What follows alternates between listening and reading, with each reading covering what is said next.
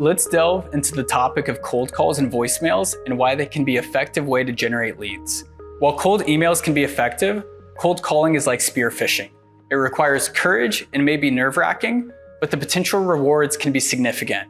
With a 5% conversion rate from cold calls to setting up meetings, the upside is immense. Additionally, cold calling allows you to handle customer objections more effectively and push past them. However, preparation is crucial for successful cold calling, including dealing with nerves and having a confident mindset. Despite the initial discomfort, cold calling can be a powerful tool in your prospecting arsenal and essential for sales success. Remember the common denominator of success, which is making a habit of doing the things that failures don't like to do. You will have to put your nerves and resistance aside and do what is unnatural and make cold calling a habit. No salesperson has ever been harmed by making a cold call, even when they bumped into a grouchy, angry person. Many salespeople, however, have been hurt by not making cold calls. No customer has ever been harmed by taking a cold call, but millions of people have improved their results by taking meetings with a salesperson. Do your prep work and know you can bring value. Remember that a customer can't reject you because they don't know you personally. They're only rejecting the opportunity or offer that you are proposing, which has nothing to do with you and who you are as a person. So practice your call flow, including objection handling. The more you practice, the more you feel capable that you can handle whatever may come your way, and your anxiety becomes smaller and you become greater than that anxiety. Write your call flow on a piece of paper or on a screen that you can look at when you're making your call, and make sure to practice it until it feels natural and conversational. One thing you can do before a cold call or any peak performance moment to settle your nerves a little is a double nasing breathing technique from Dr. Andrew Huberman to calm your physiology. Dr. Huberman is one of the top neuroscientists who studies high performance. He is a leader in his field, and this tool is powerful and goes a little something like this. Also, make sure to use positive visualization and picture how you want to feel. Maybe you want to feel poised, relaxed, and confident. Set those intentions and think about how you want the customer to feel, and set those intentions as well. Envision the positive outcome and let that carry you forward in any type of high performance or stressful moment. It's also helpful to reflect on a time you're proud of yourself. Maybe you achieved something great that you're proud of, or you did something good for other people. Remind yourself of those things and it will put you in a better mood. And also, finally, have a sense of humor and make a joke out of the stress. Like, screw it, let's do it live. I used to do that myself because there's a famous viral video of Bill O'Reilly having a breakdown with the script not working. And he was like, let's do it live. I think he used a different word, but you get the point. Figure out a funny little inside joke to loosen yourself up and get yourself in a better positive mood to crush your cold calls. Have you ever heard the expression, it's not what you say, but it's how you say it? It's so true. Tone is extremely important for cold calls as well. Tone subconsciously communicates and answers deeper questions that the customer is looking to answer. Is this person calling me trustworthy? Are they credible? You're going to want to set intentions around your tone ahead of time so that even if you feel nervous in the moment, you can focus on that intention. A huge mistake I saw a lot of reps making when hitting the floor is cold calling with a super high pitched and excited voice. Like, if I was a customer on the other end, I would instantly know this was unnatural and it was a cold call. You want to enter calmly, like you are supposed to be calling them. And so set an intention of going in composed and acting like you're supposed to be there. Try and avoid coming across as overexcited, or you'll sound like a telemarketer. So set your intention again to be relaxed, slow, and deliberate. Use the late night FM DJ voice, which was popularized by the top FBI hostage negotiator, Chris Voss from Never Split the Difference. Do yourself a favor and read that book. He really teaches you the Jedi mind tricks of influence. The FM DJ voice, to dive deeper, is a chest voice of making an exaggerated attempt at slowing down every syllable of every word. It reduces the negative and slows down the brain of the listener, according to their studies. When it comes to tone, we can also extract wisdom from the Sandler sales methodology. This methodology was the basis for the sales methodology used at Oracle that a lot of my friends used early in their sales career. It's actually rooted in transactional analysis, and Sandler said that if you want to come from a place of sounding like a caring parent or teacher, You want to be compassionate and understanding when you communicate with the customer. This type of tone can actually be very effective. Now, no excuses. Before getting on any cold call, make sure to prepare and practice your call flow ahead of time. Come up with a call flow that you can consistently use that works and write it down. Practice. Practice and practice it, and in particular, role-play scenarios with friends and colleagues where you can get feedback. Notice I didn't say script because cold calls are spontaneous and you have to be ready to dance in the conversation. It's good if you have flow, but if you're too rigid, you might limit yourself. Here's a call flow example that works. Number 1, in the first 5 seconds, acknowledge the interruption. Show social awareness. Diffuse sales defenses, and buy a second for yourself to actually make a pitch. Which brings me to the next part of the flow. The next 10 to 15 seconds is your opportunity to make an impression and drip value nuggets and share your value proposition. This is where you really garner the interest of your customer and ideally lead with customer challenges that you've helped similar companies resolve. This is enough to hook them for a potential meeting and make the ask. So you might start a cold call like this. Hi, Sam. This is Jay calling from Dell Technologies. I'm sorry, I'm completely interrupting your day, but I thought it'd be really important to talk to you before I go any further. Do you have 10 or 15 seconds for me to tell you why I'm calling? Again, this shows awareness that you are interrupting their day. It's socially aware, and it actually helps disarm their sales defenses and gets them to open to hearing what you have to say. Oftentimes the customer will say, you know what? You've got a minute, not just 10 to 15 seconds. And in those next 10 to 15 seconds or a minute, whatever you're given, use that window of opportunity to drip value nuggets to intrigue the prospect and give them a reason to say yes when you ask them to meet with you. Jam 4 to 5 customer issues or ways you help people that are exactly like the person you are talking to into that space. Or speak to positive outcomes as well that you help similar companies achieve. Once you get the prospect to agree to give you the floor, you could say something like this. I'm helping a lot of CIOs who are frustrated with their current systems because they don't have visibility into potential issues and are living in reactive mode, running into outages and slowdowns, and having the business complaining that things need to move faster, and they need to find ways to save money at the same time. We're helping them alleviate those stresses and proactively monitor and architect systems to avoid any friction to business growth and keep their teams and customers happy. Then, most importantly, you need to make an ask. Can I grab a few minutes from you next week? At least you'll come away with a few new ideas on where we can help. Notice a couple of things nested in the ask. And remember, asking is a skill that is critical in sales. 1, I lowered the barrier of commitment to a couple of minutes. Realistically, we're gonna take more than a couple minutes, but it sounds better than asking for 30 minutes or a full hour when the customer is really busy. Secondly, I reduced the risk that the customer would make a bad decision in meeting with me and might feel like it's a complete waste of time on their end. At least they would get some new ideas on how we could help their business in the market, even if we weren't a good fit. And reducing that risk can go a long way in helping get that first meeting with the prospect. What executive doesn't want some new ideas that could possibly help them at the end of the day? Now, let's get in touch with reality. When you're making cold calls, you're typically not gonna run into a bunch of customers that say, yes, I want to take a meeting right now. You're gonna come up against resistance in the form of objections, and you need to be able to skillfully understand and overcome those objections. Remember, we've talked about the mirroring technique to use at first when you hear an objection. Basically, pair back and mirror and reflect the words that the customer said in the form of a rejection. Not interested? Are solutions too expensive? When you mirror back their objection, they start to open up and share information so you can better understand the objection. Now remember that the second step after understanding the objection is not stepping over the objection or dismissing it. You have to acknowledge that in the mind of the customer, it's a serious issue and give it some time and attention before quickly moving on. You could say something like, too expensive?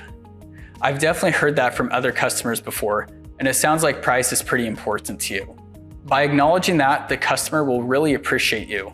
Then you can move on to truly skillfully addressing the objection.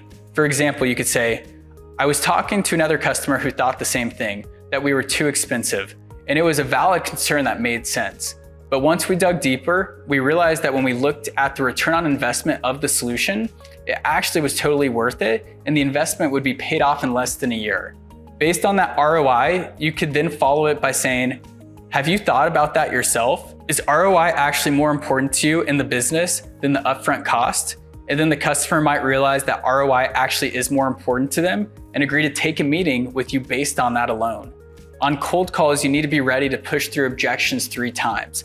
Pushing through 3 times might seem like it's crazy, but you can still get a meeting after 3 objections and being pleasantly persistent, and it's so important. If you mirror back the objection, whether it's around lack of budget or it being too expensive or lack of need, and better understanding the source of the objection, not step over it and then answer it skillfully, you can push past the resistance and get the meeting even after 3 times.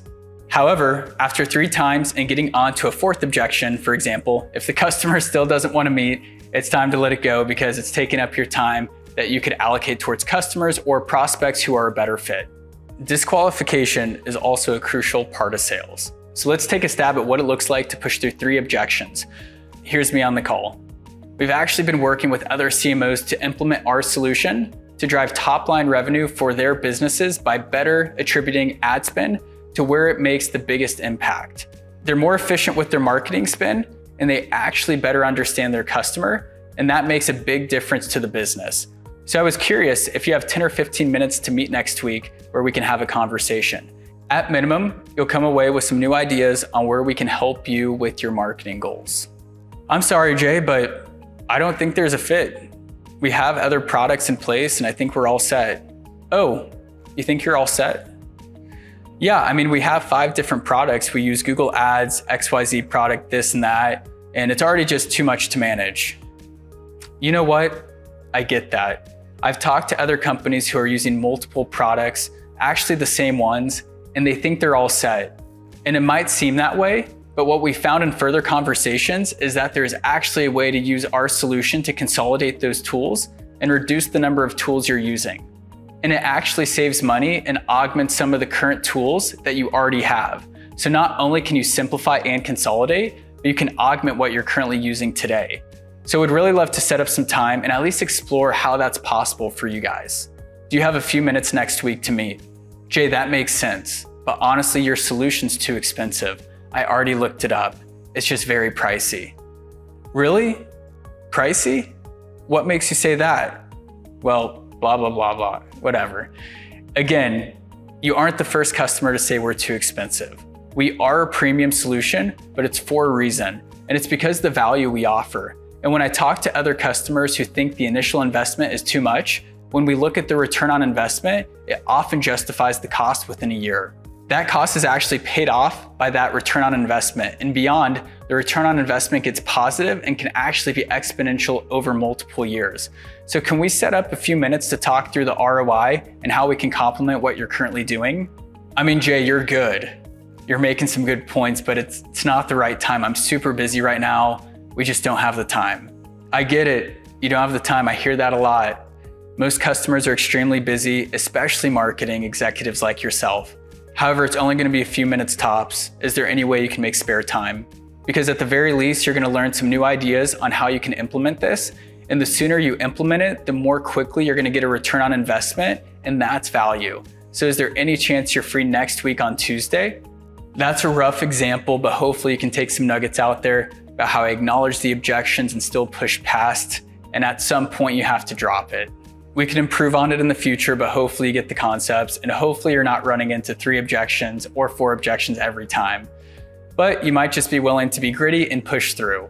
Again, if you get multiple objections, it's time to let the customer go. Don't let your ego get in the way of staying focused and being productive, because you can better spend your time on customers that are more likely to be a good fit for your solution and possibly call back on a different day. Now, how do we make cold calling not suck? Because it can be rough if you're a normal person, you're not going to naturally love cold calling. So here are a couple hacks if you're an SDR to become a top performer and get promoted to a closing role. When you're doing a time block to make cold calls, you can actually listen to a podcast or an audiobook between calls. My friend who became a top SDR used this tactic to make it less painful and make the process more enjoyable.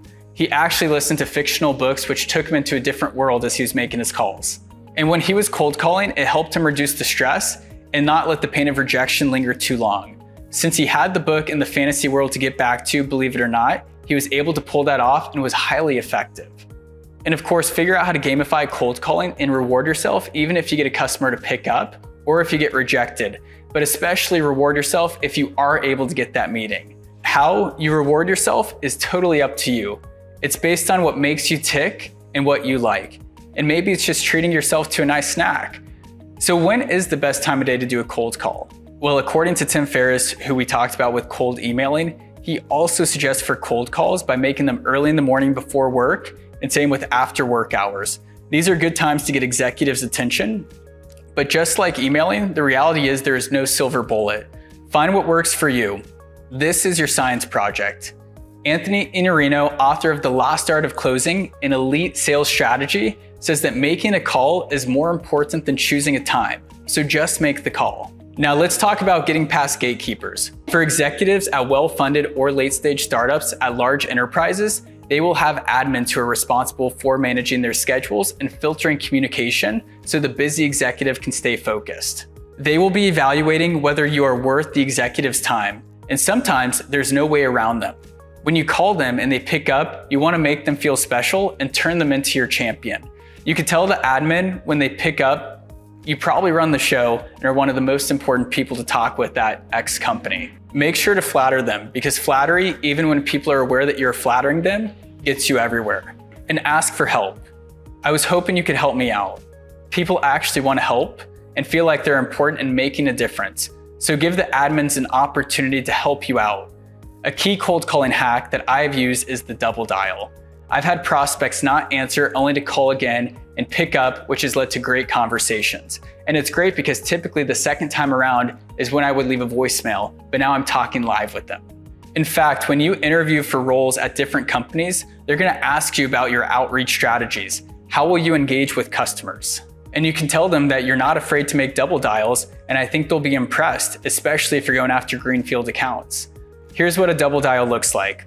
A lot of prospects won't pick up the first time you call when they don't recognize the number that you're calling from. However, if you dial back immediately, they might think, maybe I should pick this up. It could be important. Although it might feel uncomfortable, own this and do it because it will help you advance more prospects into actual opportunities.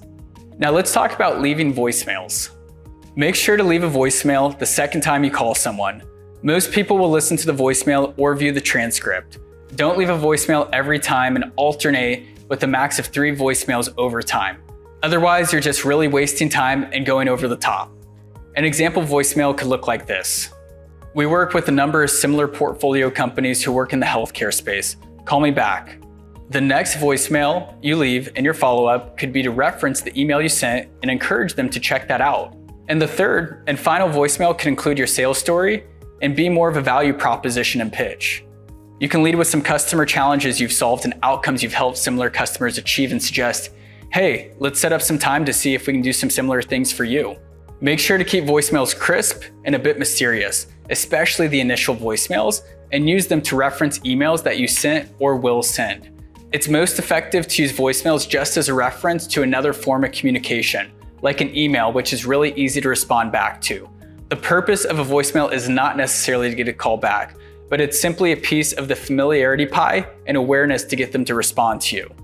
Another example is, hey, this is Jay calling about XYZ topic, or hey, this is Jay calling about Dell Technologies.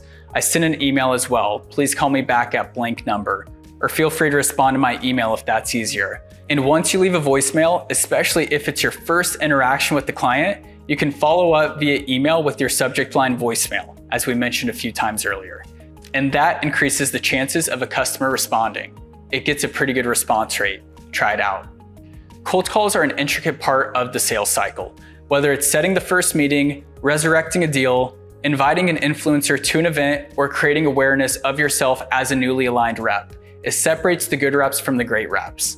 In conclusion, while cold calling may seem intimidating and nerve-wracking, it can be an extremely effective tool in sales prospecting. The ability to handle objections and push past them more effectively than through email is a significant advantage. Additionally, the upside of a successful cold call can be huge. With proper preparation and a confident mindset, cold calling can become a powerful weapon in your prospecting arsenal and lead to great success in sales outreach.